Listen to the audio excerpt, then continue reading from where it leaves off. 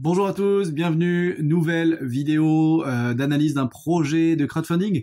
On change de plateforme, on est sur une plateforme dont on n'entend pas forcément beaucoup parler, qui est une plateforme qui s'appelle Monego, qui est une plateforme de crowdfunding immobilier, qui a quand même un petit peu d'historique et un petit peu de temps derrière elle et des projets, des collectes. On est près de 100 millions d'euros de collectes depuis la création de cette plateforme. Donc on va aller sur un projet qui se situe dans le 69, dans la banlieue ouest lyonnaise. Je vous rappelle avant toute chose que cette vidéo n'est pas un conseil en investissement, que d'investir sur des projets de crowdfunding immobilier présente un risque de perte en capital, partiel ou total, et un risque d'illiquidité, c'est-à-dire la difficulté potentiellement à revendre ses créances. Donc, maintenant que nous avons dit ça, vous êtes entre guillemets des grands et vous prendrez vos dispositions. Cette vidéo, elle est justement à titre informatique pour expliquer un peu la mécanique derrière l'analyse d'un projet de crowdfunding. Et c'est parti, on y va tout de suite. Alors, ce projet, c'est quoi ? Ce projet, c'est une opération de marchand de biens qui s'appelle le Belfort, pour lequel l'opérateur cherche à récolter 150 000 euros. Il est donné 10,5% de rendement cible. L'investissement minimum sur cette plateforme est de 1 000 euros, 30 000 euros au maximum, durée de maturité de 18 mois. C'est une opération, vous allez le voir, qui est 100% pré-commercialisée. C'est-à-dire qu'elle est déjà, entre guillemets, revendue avant d'être achetée. Certains vont se dire, mais comment c'est possible? Qu'est-ce qu'il a fait? Non, il a fait simplement du bon travail et du bon boulot, ce marchand, a priori. Donc on va regarder ça, et c'est une émission obligataire. Donc là, on voit des photos des bâtiments. On va aller dans la présentation directe du dossier. Donc Monego sollicité pour mettre en place une levée de fonds destinée à financer partiellement les fonds propres d'une opération de marchand de biens à Tarare dans le 69, banlieue lyonnaise. Donc financer partiellement les fonds propres, ça veut dire quoi? Cette opération, elle est financée à l'aide d'une banque et à l'aide potentiellement de fonds propres. Et l'idée, ça va être de venir compléter ces fonds propres du marchand, éviter qu'ils mettent tous ces fonds propres. Donc on a 3 bâtiments destinés à être vendus en 14 lots d'habitation. Donc on imagine que ce sont ces 3 bâtiments qui sont ici.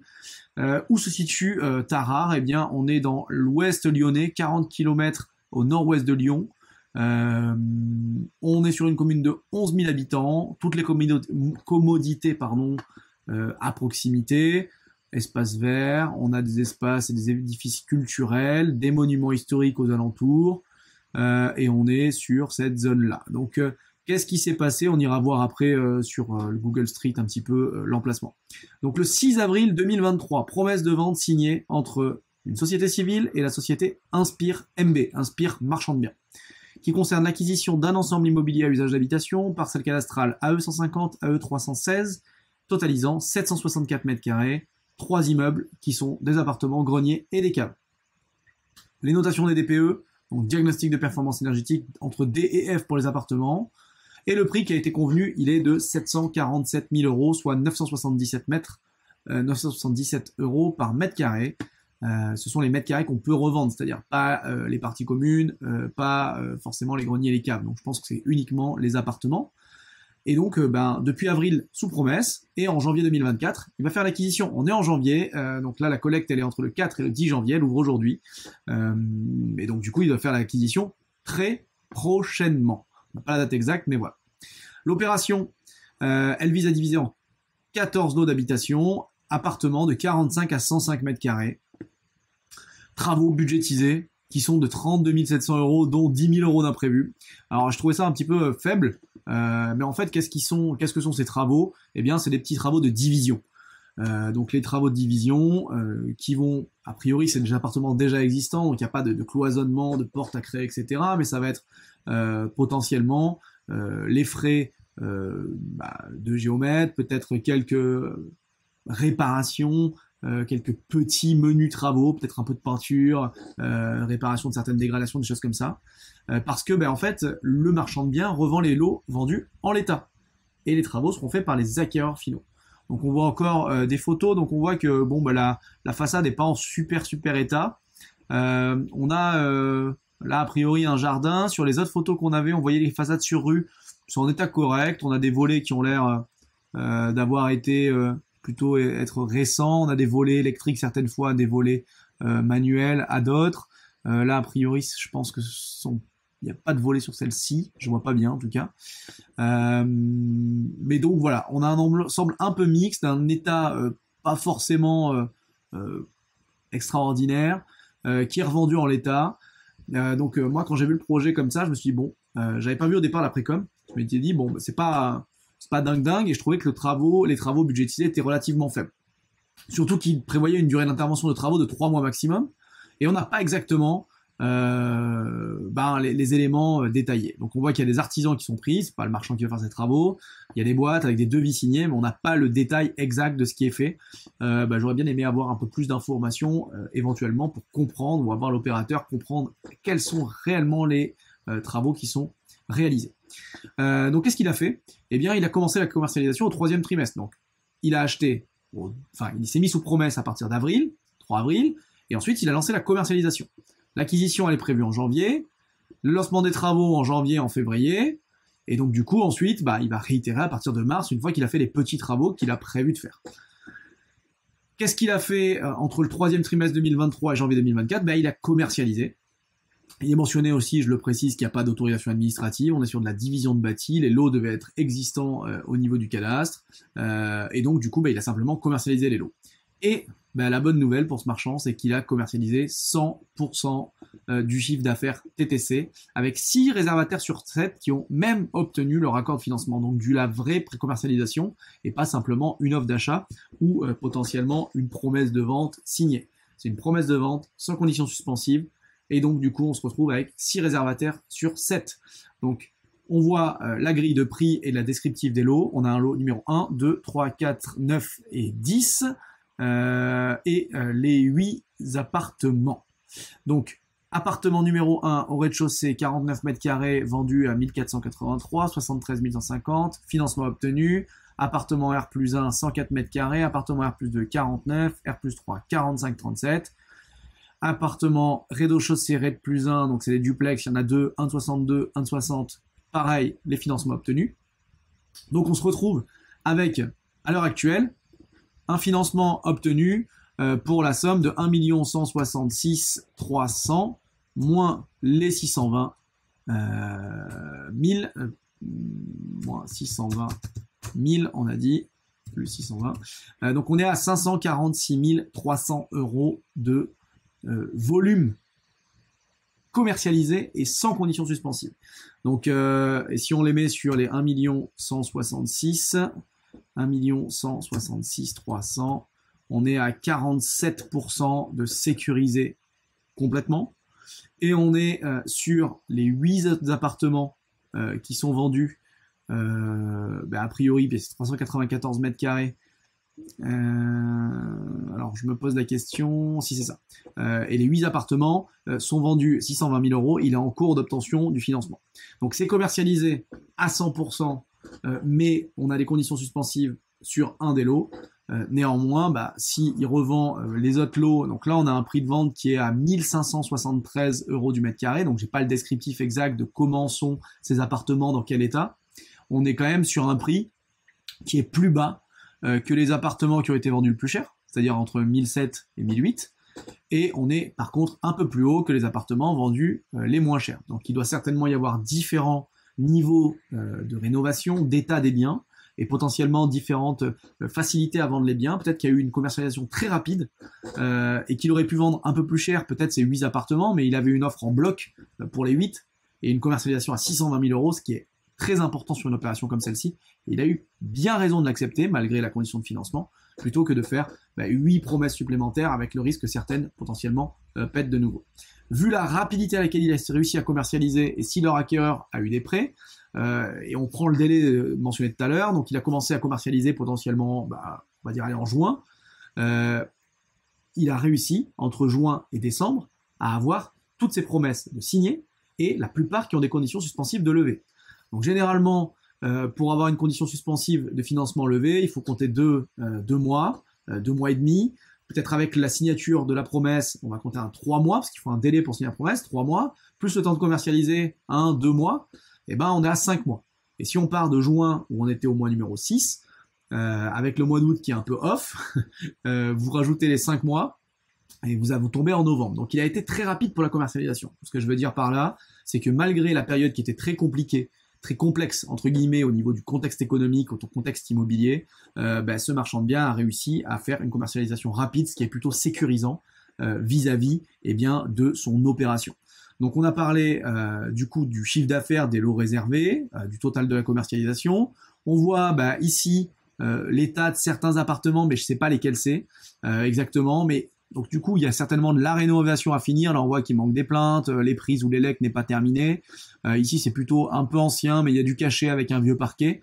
Donc je ne sais pas quel est l'état concret, mais je pense qu'il laisse dans cet état-là dans tous les cas et qu'il va faire le minimum de travaux. Donc ensuite, il y a une étude du marché, de la concurrence sur cette opération-là qui a été faite. Donc on a beaucoup plus d'appartements que de maisons sur cette commune. Les voitures, en fait, il y a beaucoup plus de gens qui n'ont pas de voiture dans cette ville que des personnes qui ont des voitures. On a des familles plutôt, alors à 50%, c'est quoi celui-là? Famille monoparentale, famille 50%, famille sans enfants, famille avec enfants. Alors le famille bleu, je ne sais pas ce qu'il représente, parce que si c'est pas des familles ni avec enfants ni sans enfants, je vois pas exactement ce que c'est. Les professions, la plupart sont ouvriers où on est sur cette partie de retraités. Voilà. Les prix au mètre carré, c'est là en fait. Donc ça c'est un extract de meilleur agent et celui-là de, je pense, de Efficity. Donc les prix moyens, on est sur des prix bas entre 970 et des prix hauts à 2000 euros du mètre. On a une à peu près bonne corrélation avec ces informations de meilleur agent qui est un peu plus bas sur les prix les plus bas et un peu plus haut sur les prix les plus hauts. Le prix moyen est entre 1500 et 1785, sachant que, je vous le rappelle, notre marchand a fait l'acquisition pour un prix de 977. Donc 977, sachant que les prix bas sont de 950, 915, 970, il a plutôt acheté au prix bas. Là où il a été très fort, c'est dans sa commercialisation, parce que en fait, s'il avait dû faire peut-être lui les travaux, il serait allé au-dessus des prix moyens, peut-être même jusqu'au prix haut selon ce qu'il avait fait, et ça aurait été peut-être compliqué à gérer. Là, étant donné qu'il a réussi à vendre entre guillemets en l'état, bravo à lui. On voit qu'il y a de la concurrence sur le marché des 2 pièces, des 3 pièces, des 5 pièces, des 2 pièces. Donc ça, c'est des biens qui ont été qui me sont mentionnés. Alors je comprends pas exactement si c'est de la concurrence ou si c'est des ventes déjà passées, parce que entre 2021 et 2022, je suis pas sûr que ce soit toujours sur le marché. Donc je pense que ça, ce sont des prix de vente plutôt que de concurrence. Donc ça, à revoir sur la présentation, je trouve que c'est pas très très clair. Les prix, c'est quoi? Le plus bas 1318, le plus élevé 1897, donc presque 1900. Donc on est bien au-dessus des 970. Et finalement, qu'est-ce qu'on retrouve? Des biens certainement pas très chers, 44 à 56 mètres carrés, vendus entre 58 et 75 000 à 1300 euros du mètre. Et si on reva sur sa fiche de commercialisation, c'est un petit peu les prix qu'il a pratiqués, peut-être même sur certains appartements encore moins chers. En tout cas, on est sur des prix globalement qui sont de moins de 100 000 euros. Nous, on en parle beaucoup dans le cercle. Ce sont des prix qui sont les plus abordables pour le plus grand nombre de personnes en France. Pour des crédits et d'obtention des crédits, c'est des projets qui vont être relativement liquides par rapport à ça. Donc on arrive au budget prévisionnel de cette opération qui est porté par Inspire, on en a parlé. Elle s'appelle Le Belfort à Tarare. Charge foncière de 765 675, donc ça c'est le montant de son acquisition. Ces montants de travaux qui sont de 32 700. Donc je pense que on a dans les 10 860 les autres frais qui comprennent justement peut-être les frais de géomètre, de DD, de règlement de copropriété, puis de diagnostic pour la revente. Les frais financiers, c'est les frais validés par la plateforme et potentiellement les intérêts des investisseurs parce qu'ils comptent revendre relativement rapidement. Donc ça, j'aurais bien aimé avoir le délai potentiellement de frais financiers prévus parce qu'on a 150 000 euros. Si je dis pas de bêtises, on a 150 000 euros à collecter et il a 38 550 euros de frais. Donc ça, c'est un point que j'aurais bien voulu voir. Comment on arrive là-dessus? On va peut-être comprendre là. Un établissement bancaire a délivré un accord pour financer l'opération à hauteur de 665 et lui, ce qu'il souhaite, c'est qu'on vienne compléter ses fonds propres. Donc, on va reprendre ces calculs. Donc 665 en banque actuellement avec des projets de marchand de biens, on va être sur environ du 8%, 0,8 annuel, donc on est à 53 000. Donc je pense qu'ils l'ont prévu sur peu de mois. Donc si on divise par 2, on est à 26 600 de frais sur cette partie, si on part sur 6 mois de portage. Et puis si on prend les frais de Monego, dans ce cadre-là, on a 150 000 fois, donc on est à 10 et demi, c'est bien ça, 10 et demi. Donc sur ces 150 000, on a dit qu'on était fois 0,1 à 15 000 euros de frais, plus peut-être des frais de dossier, etc. Donc on va tomber à 20 000, on est à 46 600, les 26 plus les 20 000. Et on a 38 000. Donc je pense qu'il a prévu peut-être de durer moins des 6 mois que j'ai mentionné là. Bon, par contre, ça c'est peut-être un peu... Alors c'est pas optimiste par rapport au projet de commercialisation, mais ça peut être un petit peu... ça peut fausser un peu l'analyse qui est faite. La plupart du temps sur les plateformes, on va partir sur 12 mois de financement. Sur 12 mois, on aurait plus que ça. On aurait le double en fait de frais financiers. Donc les 38 550 x 2. Qui augmenterait notre prix de revient, qui laisse néanmoins une belle marge, parce que si on repart encore une nouvelle fois, comme je vous le disais, sur 38 550 x 2, on est à 77 100 au lieu des 38 550, et ce qui nous donnerait une marge qui serait pas, elle serait 38 515 moins, hop là là, une petite erreur, 38 515 moins 38 550, j'ai fait une erreur, moins les 38 550, donc on va rajouter un petit peu de portage, le double, on serait toujours à 280 000 euros de marge sur le prix de revient ou sur le chiffre d'affaires. On va partir sur le chiffre d'affaires sur 1 166 300 et on tomberait à 24%. Donc voilà, ça fait pas une grande variation de marge, mais je pense que c'est peut-être plus sécure de l'afficher de cette façon-là, même si la précom, etc. est tout indiqué. Donc on a réellement une belle marge. Parce que après financement, sur un portage relativement court, on est à plus de 20%, les 20% classiques qu'on pourrait avoir. Sur une opération relativement commercialisée, quasiment 100% commercialisée, on sait que il va y avoir en premier un remboursement de la banque, vu qu'on en a parlé ici, il y a un établissement bancaire qui intervient.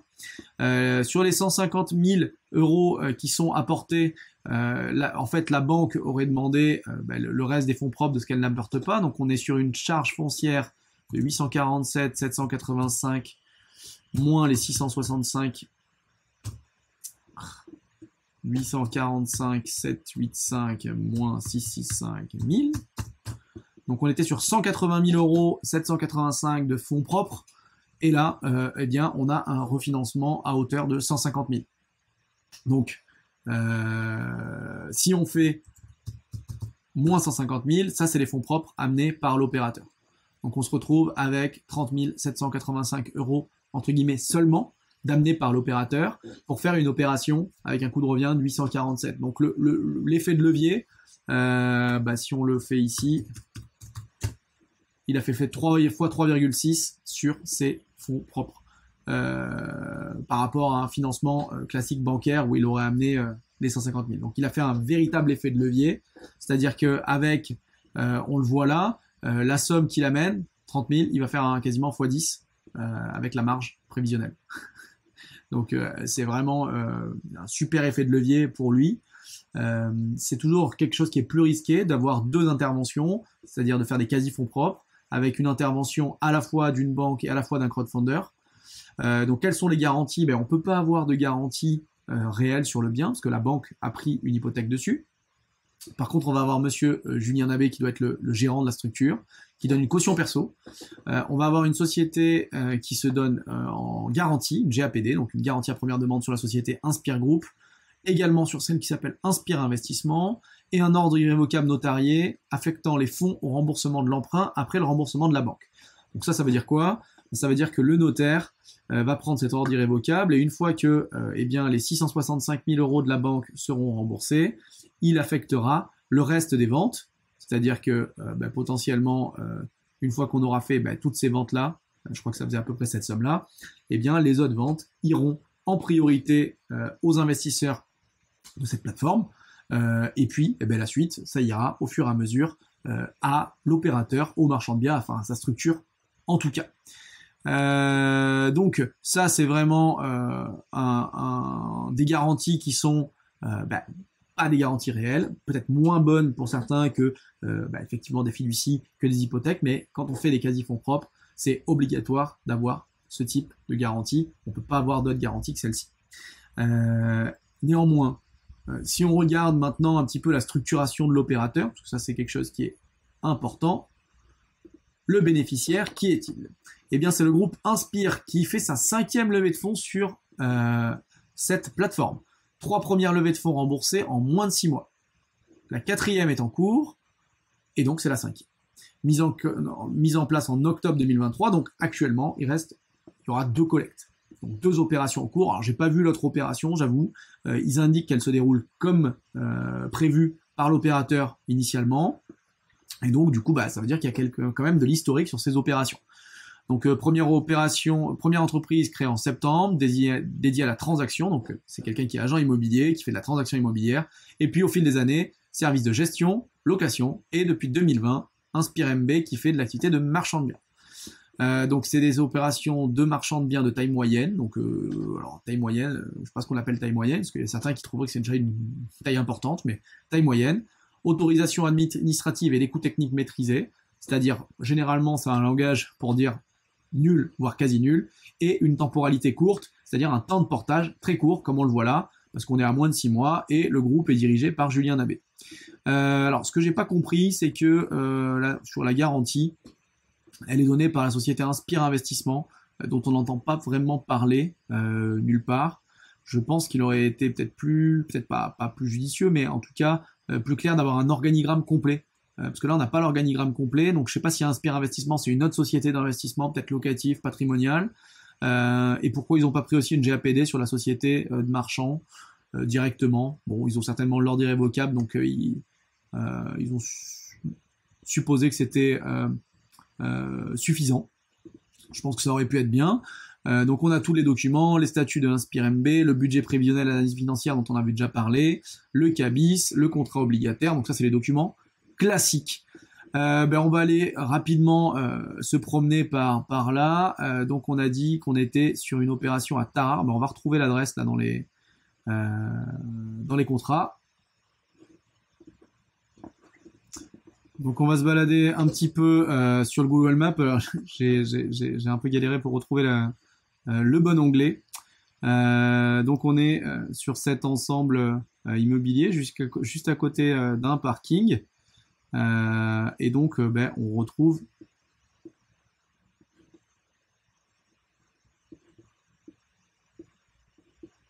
nos immeubles, notre immeuble qu'on avait ici. Voilà.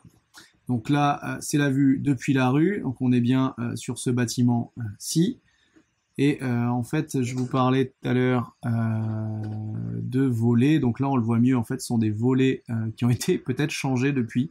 Parce que les photos, là, semblent montrer des volets un petit peu différents. Bon, peu importe. C'est un détail.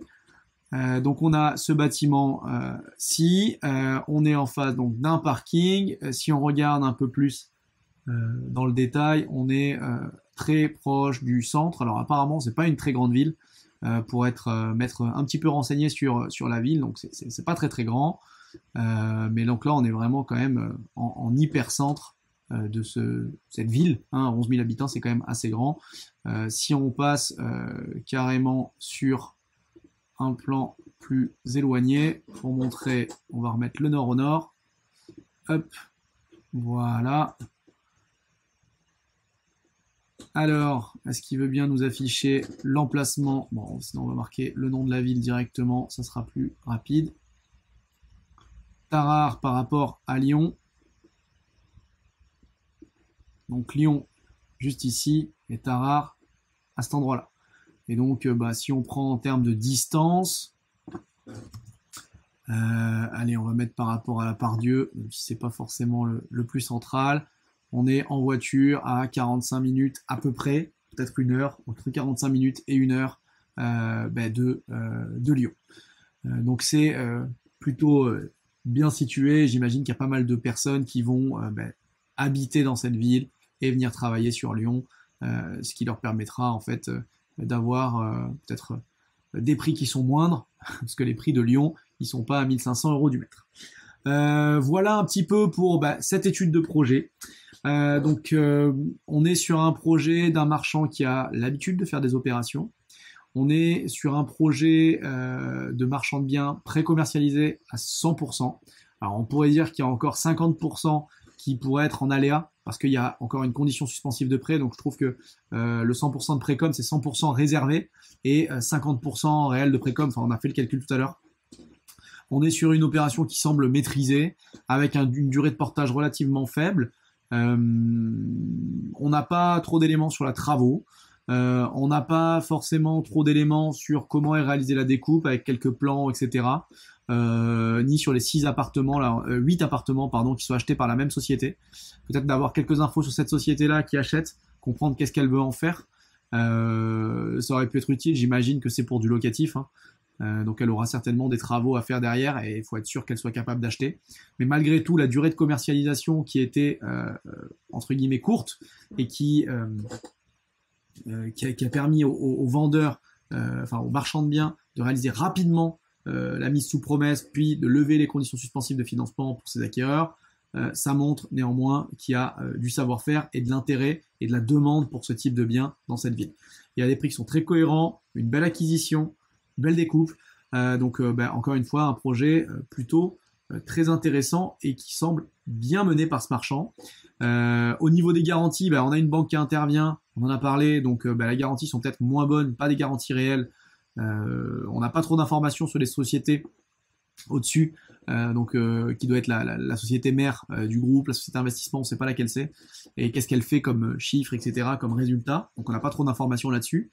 Malgré tout, ça semble être quand même un bon projet bien mené, bien commercialisé, donc une belle opération de marchand. Félicitations à ce marchand s'il l'amène au bout si rapidement.